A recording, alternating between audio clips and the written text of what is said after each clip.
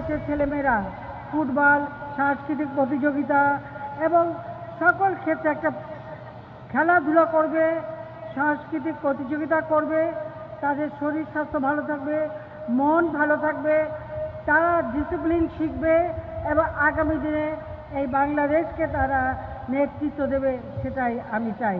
সেজন্যই আমরা এই ধরনের আয়োজন করি।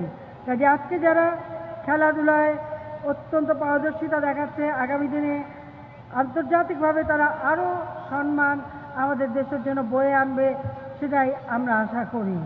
আর ফুটবল এই খেলাটাকে, এটা জনপ্রিয় খেলা, কাজে এই খেলার যাতে আরও উন্নত হয় আমরা সে ব্যবস্থা নিচ্ছি। তাছাড়া সমগ্র বাংলাদেশে প্রত্যেক উপজেলায় আমরা একটা করে মিনি স্টেডিয়াম তৈরি করে দিচ্ছি, যাতে করে সব সময় আমাদের ছেলেমেয়েরা খেলাধুলা প্র্যাকটিস করতে পারে। সেই জন্য এই পদক্ষেপটা আমরা নিয়েছি। ইতিমধ্যে বেশ কয়েকটি তৈরি হয়ে গেছে, আরও কতগুলি হবে।